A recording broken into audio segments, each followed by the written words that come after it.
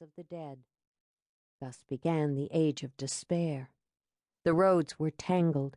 The winds and the sandstorms dwelt in the husks of cities. The plains and mountains became our home. As the old gods lost their power, we called to the blank sky, into the cold, dividing gray, to the ears of new gods. The sky is calm, silent, unmoving. We had yet to hear their answer. Then to the east, to the sunken city, scarred in its loss of blue light, came the heroes, the innfellows, heirs to the burdens, out of their tunnels and their arching forests, out of the lowness of plains, the lowness of huts in the valleys, the stunned farms under the warlords and darkness. They came serving the light, the covered flames of healing and grace.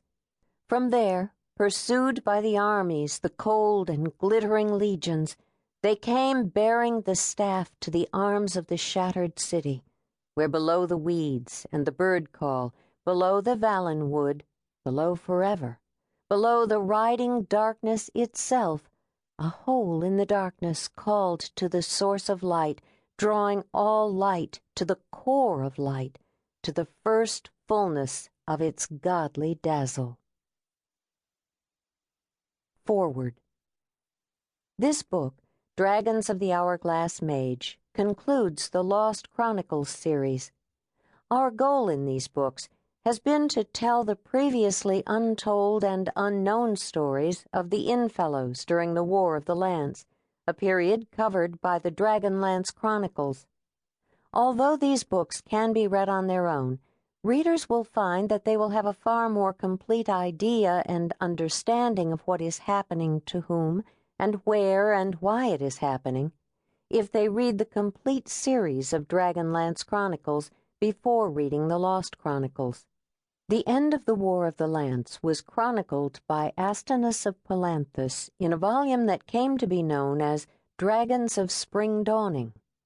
In that book, we follow the adventures of the heroes of the Lance, Tanis Half-Elven, Flint Fireforge, Tasselhoff Burrfoot, Caraman Majere, and their friends Lorana, the Golden General, Tika Whalen, River Wind, and Gold Moon. And we recount how they finally defeat the Queen of Darkness. This book deals with one of the heroes of the Lance, Raistlin Majere, whose story was never told, but without whom the other heroes could never have succeeded. If you would like to follow the complete tale, Astinus suggests that you read Dragons of Spring Dawning first, then read this book after. If you would just like to share Raistlin's dark and perilous adventures, then simply keep on reading. At the time this book begins, the heroes of the Lance have been separated by the war. Tanis, Caraman, and Raistlin, and Tika, River Wind, and Gold Moon travel to the nightmare land of Sylvanesti, and from there to Flotsam. Lorana, Sturm Brightblade, Flint, and Tasselhoff travel to Icewall, and from there to the High Clerist's Tower, where Sturm sacrifices his life for the cause of light. Lorana helps defeat Kitiara and her dragon army at the Battle of the High Clerist's Tower. She, Flint, and Tass travel to Palanthus, where Lorana is made the Golden General, in charge of the human and elf forces now battling Takhisis.